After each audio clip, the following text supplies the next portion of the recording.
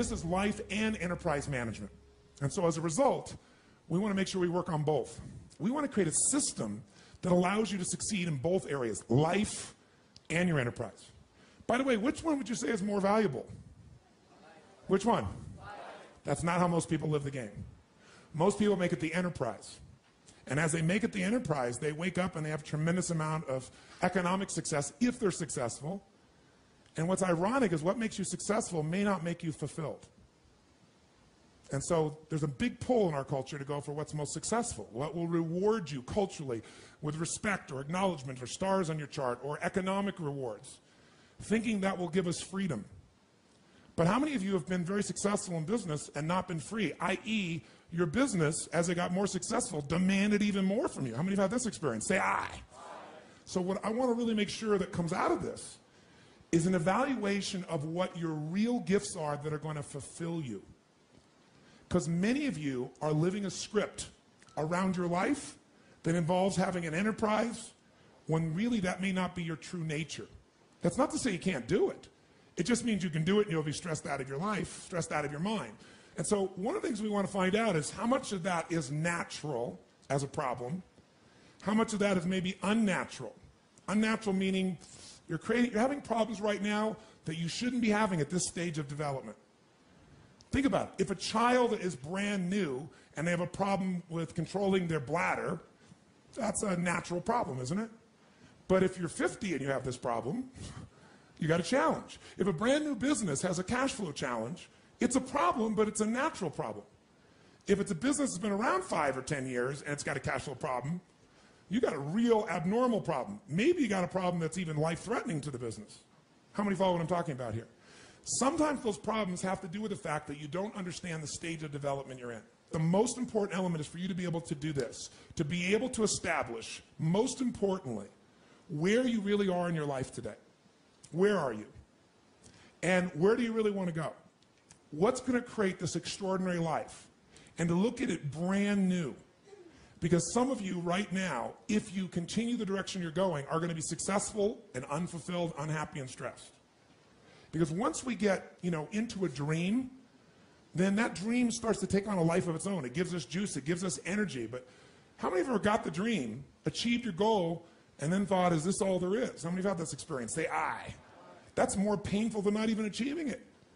Because now you've done everything, you've worked it out, and you're successful, and you're not happy. So for some of you, you're going to need to take a look at that. Michael Gerber, the guy that wrote the E-Myth, talks about why so many businesses, young businesses fail.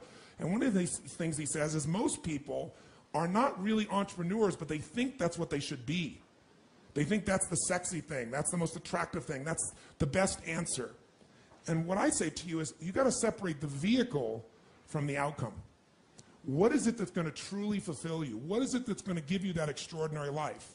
What's going to make things magnificent on your terms, not somebody else's terms, not your father, your mother, your background? What is that really? Separate the vehicle, because there's many ways to get to that vehicle. I was here in town just the other day, and I met a gentleman over here, Steve Wynn's a good friend of mine, who started, who basically built most of Las Vegas. And he built just recently, the Wynn Casino, not a few years back, $2.7 billion hotel. The most expensive individual building ever personally financed, individually financed. To give you an idea, the first estimates on the rebuilding of the World Trade Centers were 1.7 billion, 2.6 billion for a hotel. Right? This man has the ability to take large risks, and he has the ability to really succeed in a major way. But I bring that up because I was in town, and for our new home, we have these hot springs. We're getting some really large crystals, and there's a guy in town who has this crystal shop, right? But you got to make an appointment to see the guy. And it's unbelievable. So I get to know him and talk to him and find out he's great friends with Steve. He's been skiing with Steve for 20 years. This guy used to have this business. He sold the business, didn't actually make that much money, but he was tired of the stress of the business. And he said, I'm just going to do what I love. And what I love to do is ski every day. So what he did was he started this little crystal business, made plenty of money, in his little business, had set aside some money from his previous business, and he gets up every day and skis, has a blast, and he has this unbelievable lifestyle. Because, he's Steve Wynn's guest everywhere. He flies on a Gulfstream, doesn't have to pay for it. Right? Doesn't pay the insurance, doesn't have to pay for the fuel, doesn't worry about maintenance, managing it, or anything. And he's telling me about all these things he does in his life, and he has a $1 billion lifestyle, billionaire's lifestyle. But he's structured his life in a way that's fulfilling, where he has time for his grandkids, where he has time for his wife, where he has time for his passions. But he just does it in a different way. He had this big dream he said of making this gigantic business, and all it did was stress him out. Now, I'm not saying that's the answer for you, but I'm saying sometimes you got to reevaluate what's going to really make you fulfilled. What is your gift? Are you an artist? Are you the talent that can produce something no one else produces as a skill or a product or a service or some impact? Are you incredibly good at management? You really know how to manage or lead people? Are you an extraordinary entrepreneur that can take that gigantic gut load of risk and can create the vision and attract the talent that you need and the managers and leaders? You may have all three abilities, but which one really fulfills you the most is going to be the critical question. Because we tend to want to do them all, especially in a room like this, because you're all overachievers, right? Me too. And you say, well, I can do all these. Yes, you can, but what will it do to your quality of life? See, again, the secret's going to be this. What is an extraordinary life on your terms today? Getting clear about that. At this stage of life, where you are, where you want to go. And I'll give you an example. I had the privilege of spending some time this last Easter. It happened to be that weekend. I got invited by the Dalai Lama for a really intimate group of people. They had a large conference, but initial meeting the day before was with about 45, maybe 50 people. And who was invited were a group of leaders from around the world in different areas, but primarily the people that were invited that were leaders in the Muslim world, leaders in the Christian world, and leaders in the Jewish world, called together by Dalai Lama in San Francisco. And so I got to sit in this room and really mostly witness, because I wasn't one of those leaders of one of those great traditions, obviously. But the interesting thing was watching these people, and we're together on the weekend of Easter, the birth of Muhammad, and Passover. I mean, it was fascinating being there. It just happened, bam, it's all happening at the same time. You have all these people together. And the Dalai Lama is a really magnificent man, regardless of one's religious beliefs. You know, anyone who can be an experience where everything in his life was taken from him, and yet still find a way to have a sense of meaning and be fulfilled and not be angry and rageful. I mean, imagine your family being murdered. Imagine your country being taken from you. And for almost, 30, 40, 50 years, you're living in this way. You can't go home. You know, most people would not have a really great quality of life, because what would be going on in their head, in their heart, would make them insane. Because clearly, his life conditions don't match the blueprint of what he thought it was going to be like. And for most people, that makes them crazy. And yet this man who's been through all this truly is one of the most loving human beings you're ever going to meet. He's one of the most generous human beings you're going to meet, one of the most compassionate.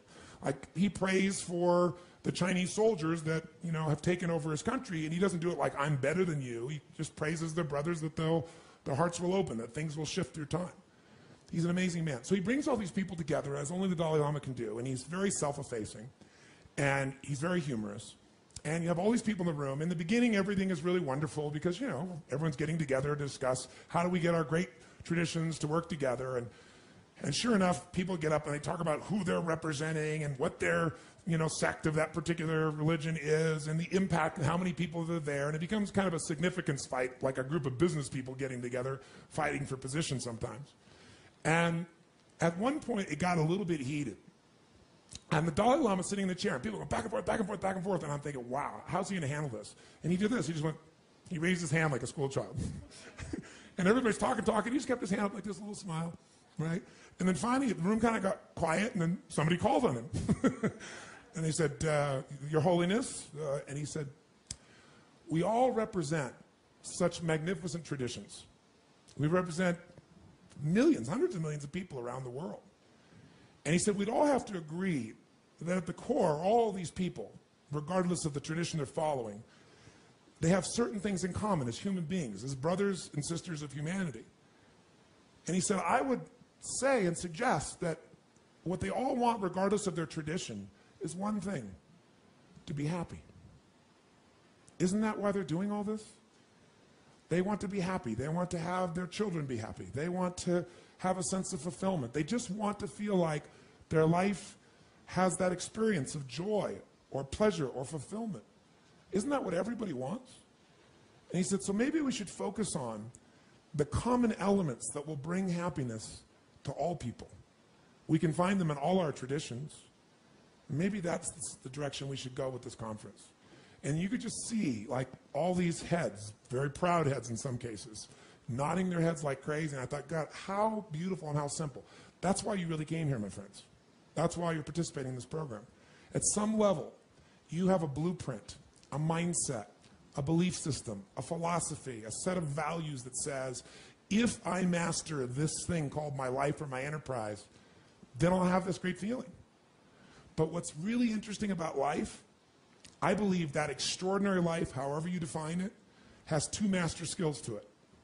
The first skill is the science of achievement.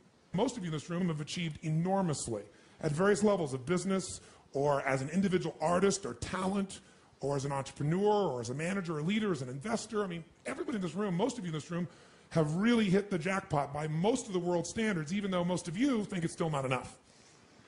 But the science of achievement is a skill. It is a science. There are laws. So achievement, even this course, to me, that achievement is, business is a spiritual game. That's what I believe. It's a spiritual practice. A lot of people think it's business. Oh, that's money. That's this horrible thing over there. And that's one of the reasons that they never get really passionate about it. I'm a very spiritually driven, purpose-driven man. But the reason I love business is I see business as the ability to take the invisible and make it visible.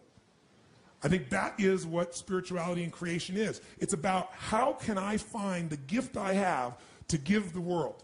And how can I give it in a way that truly adds value? Not I think adds value, but the people receiving it, they vote with their feet and say, this truly makes a difference in my life. This is something I value. And then you know because they become a customer again. You know because they're thrilled with it.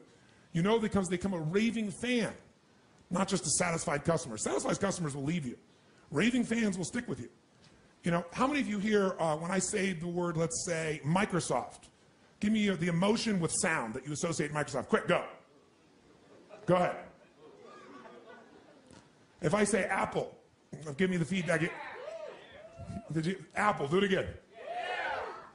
No, I didn't lead you in any way. Apple made every mistake they could possibly make to go out of business. I remember, when Apple started not making any software and they changed the business, and everybody in my company came to me and said, we've got to go, because it's early in our company's history, we've got to go to Windows. I go, Windows is a piece of crap.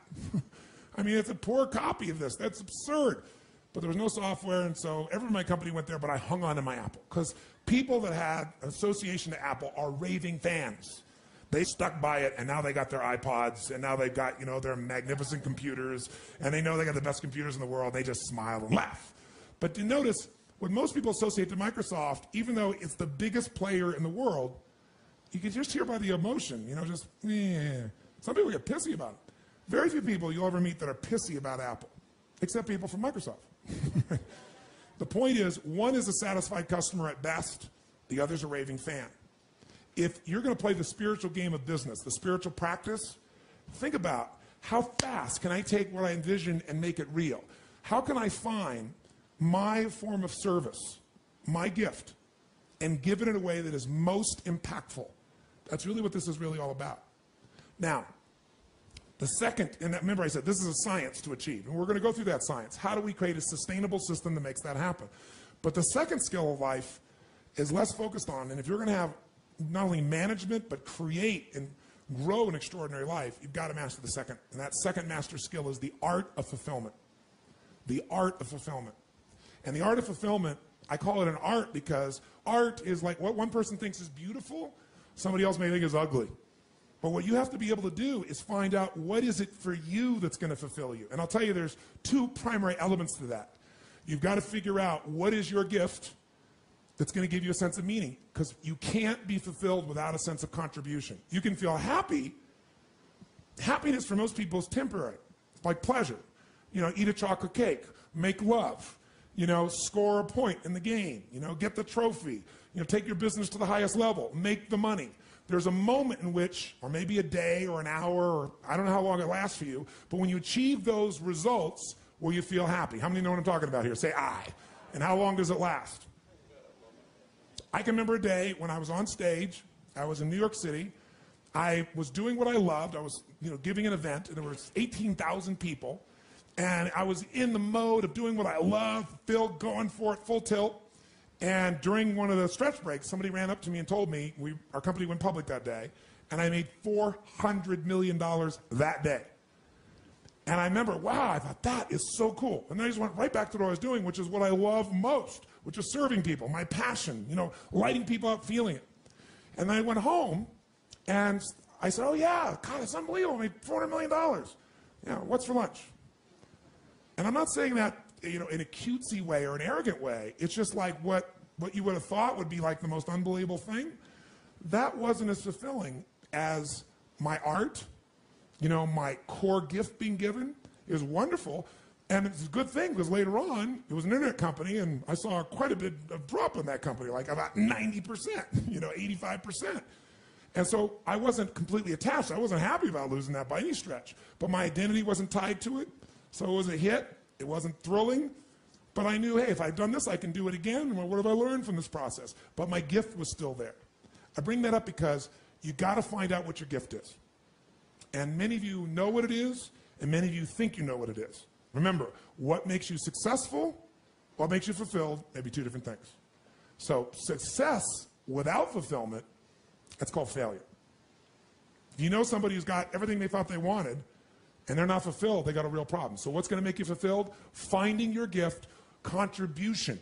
Life's not about me, it's about we. If we feel like we're contributing to someone else, then we don't just get something, we become something. And what you get never makes you happy long term. Who you become makes you very happy or very sad. So part of that art of fulfillment is, what's my contribution? The second part of it is appreciation. Some of you are contributing, but you're not taking the time to really appreciate. You're not noticing. So the art of fulfillment comes from contribution and appreciation.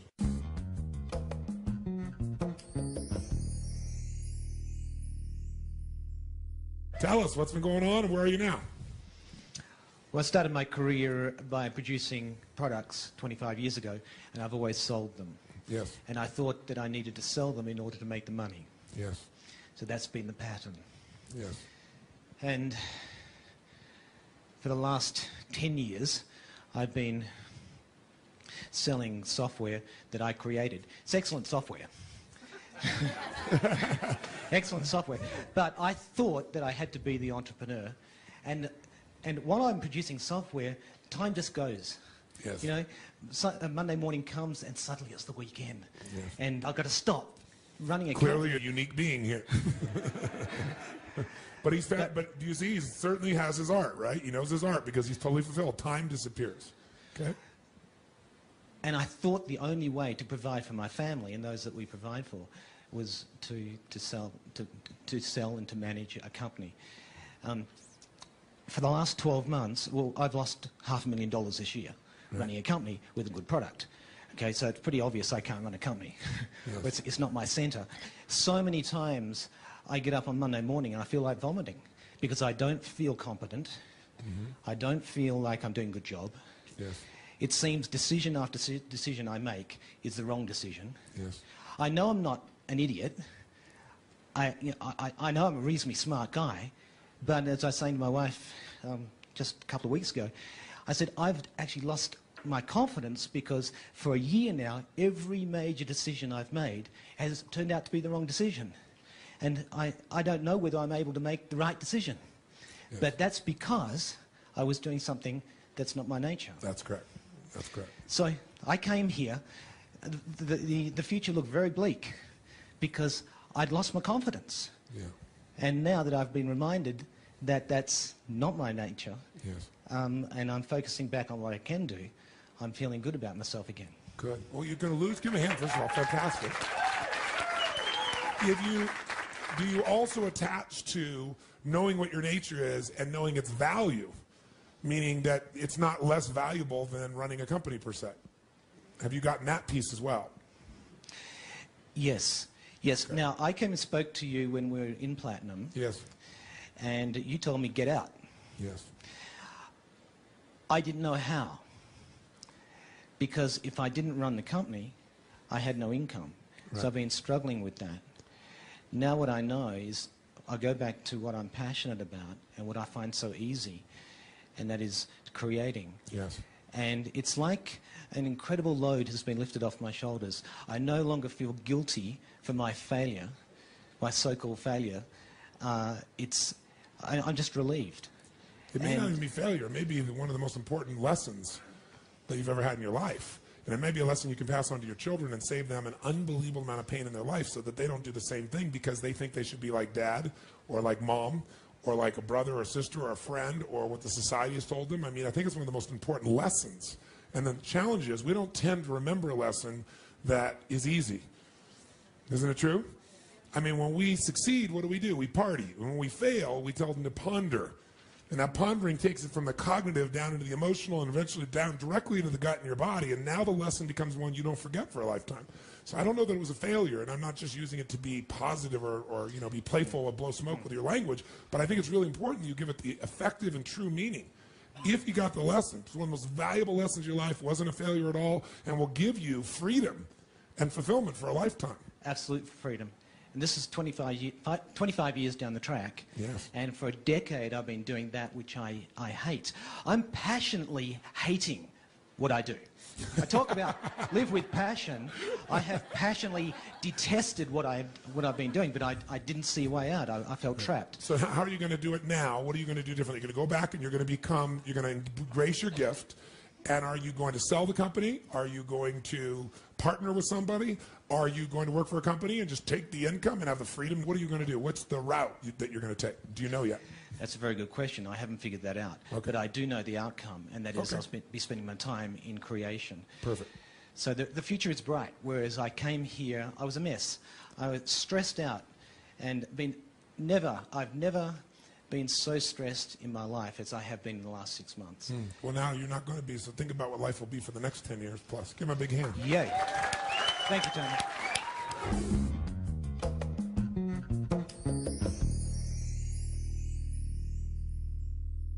Whether you're the talent, that's the gift you've got, whether you're the manager, leader, whether you're the entrepreneur, find your gift and give it every day with more intensity, more beauty, more love, and more unselfishness, and ironically, you'll fill up even more. You'll feel more love and joy and happiness because you'll love yourself, for God's sakes, regardless of what other people do. And it won't be an ego love yourself where you're lying to yourself so you can make other people think you're a certain way. It'll be you connecting with you. And when you connect with you, it's very easy to connect with the real part of other people. That's what life enterprise management is. I'll give it to you. 3,000-year-old simple phrase. Know thyself. But I'll add one. Then be thyself. You know yourself, but you don't be yourself. You just wasted all your time. Don't make yourself wrong. Engage yourself. Find the gift. I'll give you a perfect example. I have a friend, John McCormick. He owns a company called Visible Changes Hair Salons. I don't know how many he got now, like 75, whatever they are. Very, very successful man. He was Inc. magazine's, Entrepreneur of the Year many years ago. And when I first met him, we had these great conversations, and I asked him about what really changed his life.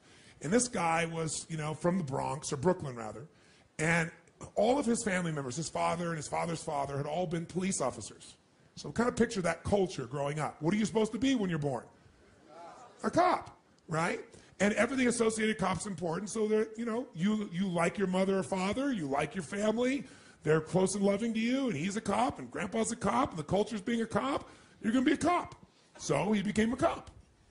And as a cop, 19, 20 years old, he found out something about himself that was different than his family. His father relished running into a building where somebody might have a gun to his head and figure out how to talk his way out of it, like when he's working with a crook. He did not have this same gift. He didn't have the gift of desiring to be in a place of such massive uncertainty like his father did. Not at all. Not in this context, anyway. He might want it somewhere else, but not here. Everybody wants variety, but that's not what he wanted. And one day he was chasing a guy, and he turned around, and the guy had a gun out to his head, and he fired at him and barely missed. And fortunately, his partner got the guy. And the next day he said, I am not being a cop. It ain't worth $20,000 a year to have somebody shooting at me every day. Now, when he did that, nobody in his family was happy about it. But he said, I am not going to do that. I'm not. So interestingly enough, he had a very creative mind, and he liked people. And a long story short, some guy met him and said, it's Christmas time when he quit. He had no money. And he said, how about, you partner with me, a friend of his, and he said, we'll buy a bunch of Christmas trees. He said, I got this money, and I'll give you a third if I got to pay for it. If you want to put money in, we'll split 50-50. And let's take this little, parking lot over here, And it's not even ours. Let's sell Christmas trees there, man. We'll make some money. So he said, well, there's no electricity. The guy says, come on, man. He said, there's a woman next door. We'll borrow her electricity. We'll get a cord from her.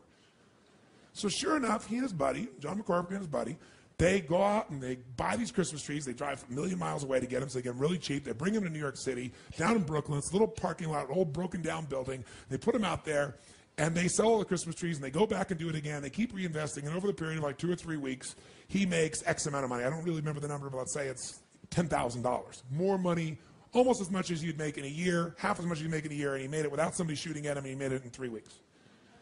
He's like, this is something I'm into. So then he took that money, and he had a knack for just studying things. Like, he's a very practical guy. And he looked at a couple things, and he said, you know what, I'm going to invest in some stocks here. I'm going to invest in this company.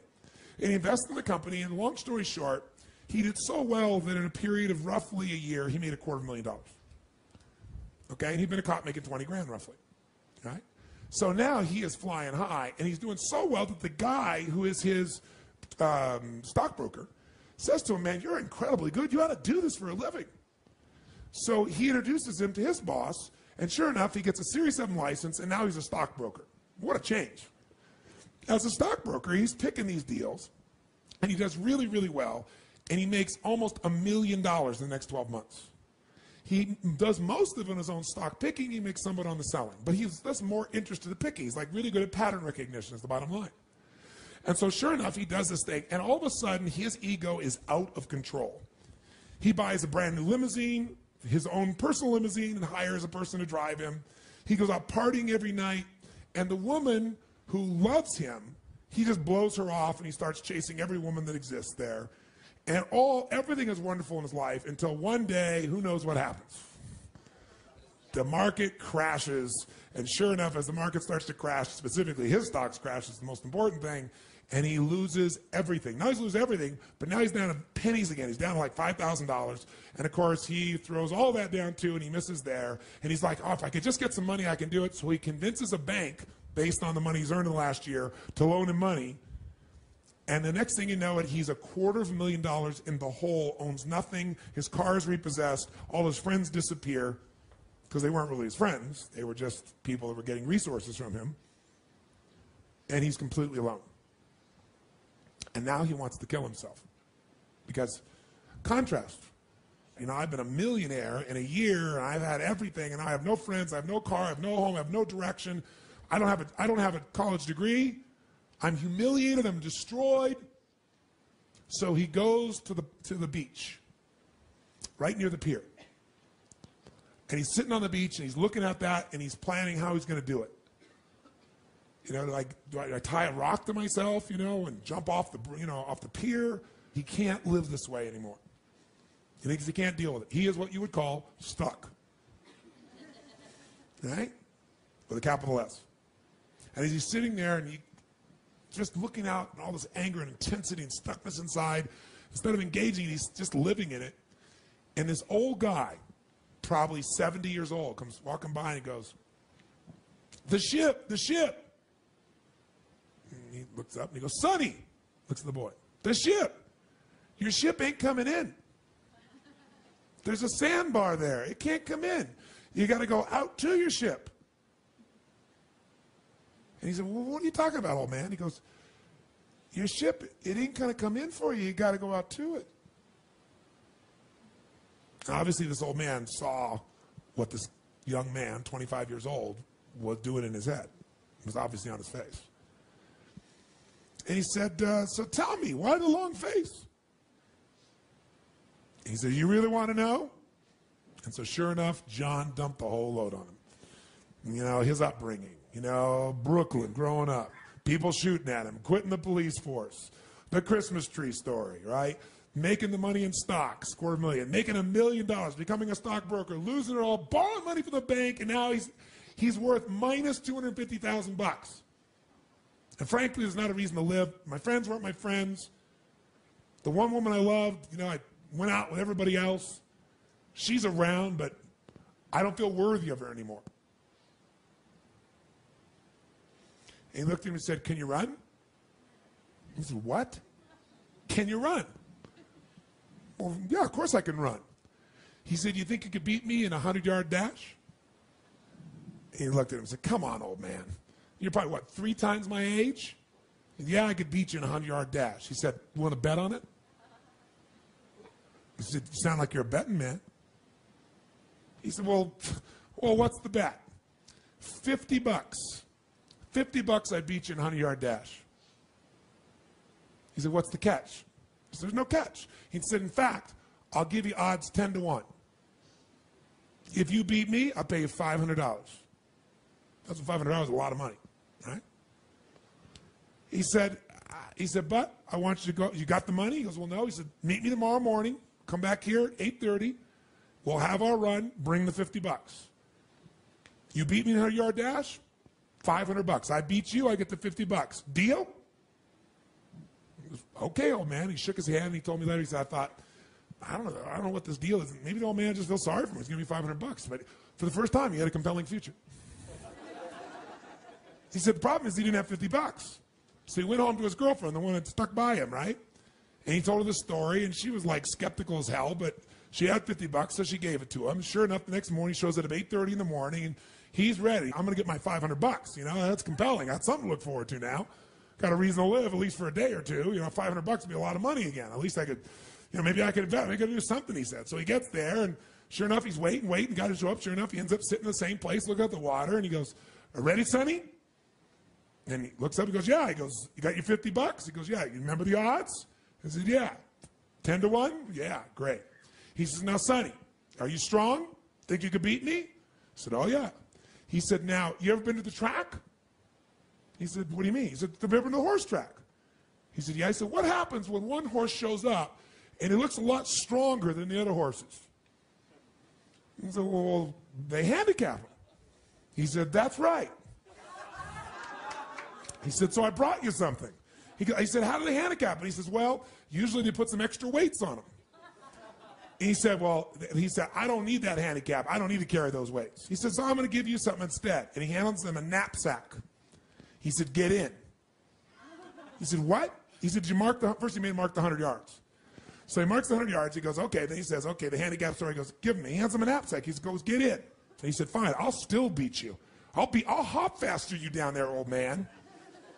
He said, you think you're going to beat me? He said, I know. That's why I'm going to give you your second handicap. And he turned him around backwards. That's right. He goes, ready, go. And the old man took off running, and as you guessed, the man beat him easily.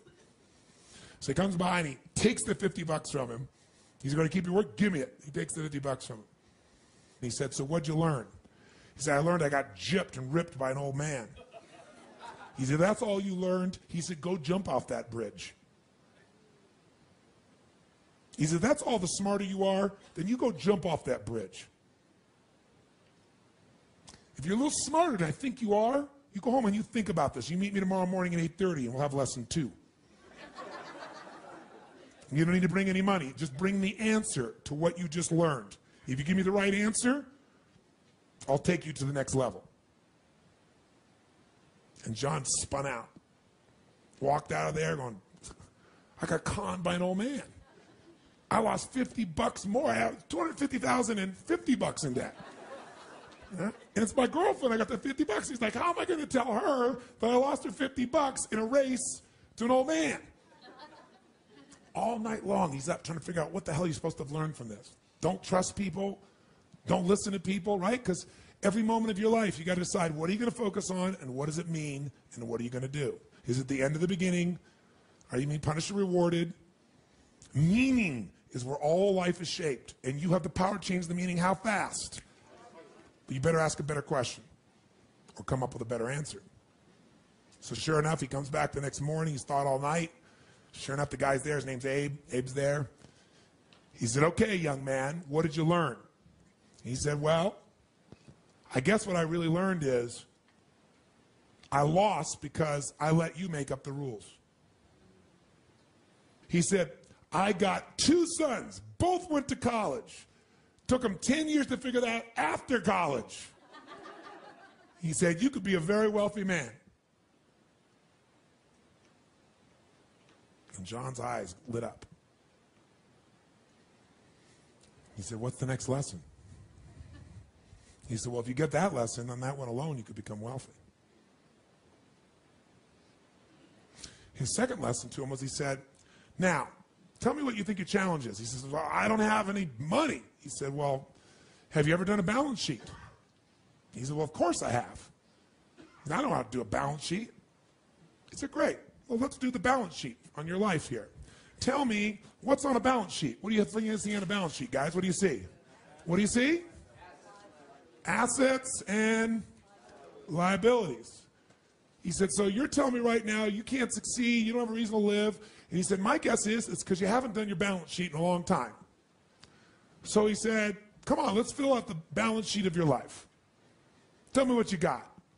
And he said, well, I'll tell you what I got. He said, I got minus $250,000 is what I got. Actually, $250,050 thanks to you. I owe $250,000.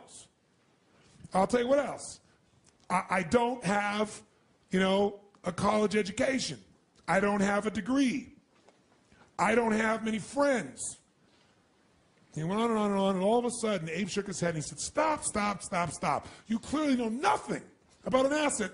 So you don't know how to find out what your assets and liabilities are. He said, think about this. You got a balance sheet? What does that tell me when you start with the liability side? Any man that starts with his liabilities before his assets is destined to have pain. He said, tell me some assets. He goes, I don't have any assets. I don't have any money. He said, come on, you have some assets. He said, clearly no one taught you how to build a balance sheet. He said, the first asset you got is that you owe $250,000. He said, any man who can get a bank to loan him $250,000 has assets. He said, so first we got to move it over here. Asset, owe $250,000, which means the bank is invested in me. Now, to be able to borrow $250,000, you must have some other assets. He said, oh, I don't have any other assets. He said, you got a high school education? He goes, well, yeah. I go, okay, great. $250,000, high school education. Okay, what else? He goes, that's it. I don't have anything else. He said, you speak English? I said, what do you mean do I speak? He said, do you speak English? He said, yes. He said, put it down, speaks English. Do you know how many people don't speak English that come to this country and become multimillionaires? And how hard it is when you can't speak English? Speaks English, he writes down. He goes, all right, what else? He goes, I don't have anything else. He said, do you know currency? And, he says, well, you mean like yen to the dollar? He goes, no, do you know currency? Quarters, nickels, how to put them together to get change. So he goes, knows currency. And he just kept building this thing and building this thing until there were so many assets and so few liabilities that John got it. He said, do you know your way around town? I said, what do you mean? Do you know how to get around town? You know how to get from one place to the other? You know people don't know how to do that when they come here? Do you think that's a liability? You have that asset. And you probably know how to do it efficiently.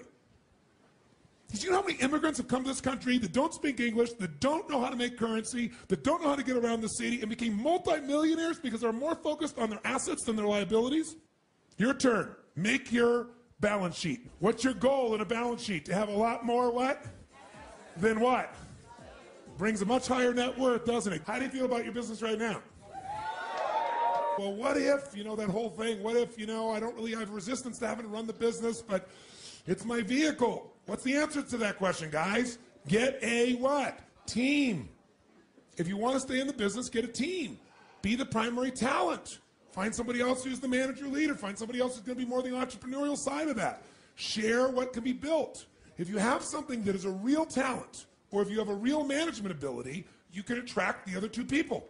You can find a talent that you can help promote and manage and lead, and you can certainly get somebody to help fund it, take the risk with you on it, and help you innovate it. That's what we're talking about here. Make sense? Does it sound like something that you're committed to really mastering for your life? Yes, no? Yeah, give everybody a big hand. Very nice. Now that you've learned how to tap into the value of your greatest gift, take 5 minutes to complete your true gift assignment. Number 1, who are you at your core? In what role are you most fulfilled? The talent, manager, leader, or entrepreneur? Number 2, what are 1 to 2 actions you can take now to develop your strengths and spend more time on what you love? As a final bonus exercise, Create a balance sheet for your life. Make sure to include all of your assets. Want to learn more about your true gift and go to the next level in your professional life? Go to TonyRobbins.com/truegift to get your free coaching strategy session, free downloadable content, and exclusive savings on Anthony Robbins events and newest products.